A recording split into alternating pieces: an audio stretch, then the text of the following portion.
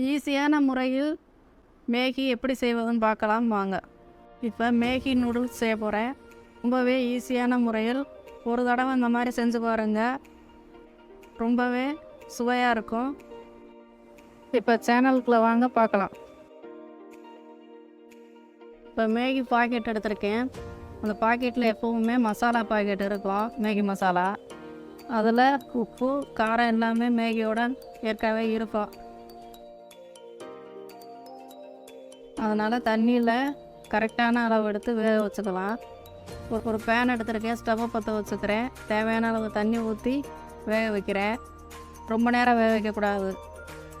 ஒரு பக்கம் வேக வச்சுட்டு திருப்பி ஒரு புரட்டு, இப்படி ஒரு புரட்டு, 2 பக்கமும் வேக வச்சுட்டு ஆஃப் பண்ணிக்கிறேன் ஸ்டவ்வை.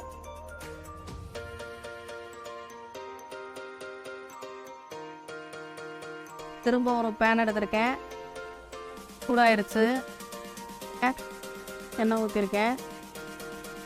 எண்ணெய் சூடாகணுன்னே ஒரு வெங்காயம், கட் பண்ண வெங்காய பொடியாக அதையும் சேர்த்து வதக்கணும்.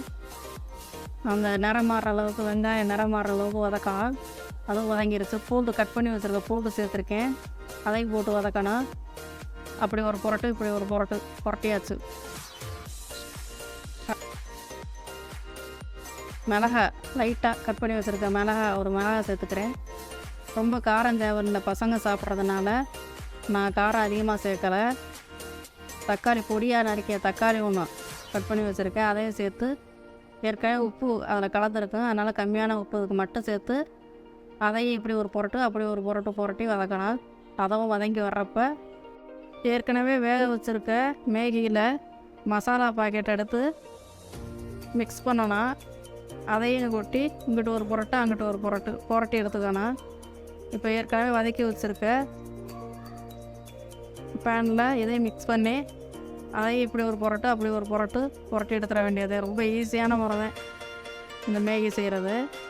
லீவு டயத்தில் பசங்க விரும்பி சிறுவர்கள் முதல் பெரியவர்கள் வரை சாப்பிடும் ஒரு டிஷ்ஷு. வீடியோ பிடிச்சிருந்தா லைக் பண்ணுங்கள், ஷேர் பண்ணுங்கள், சப்ஸ்கிரைப் பண்ணுங்கள்.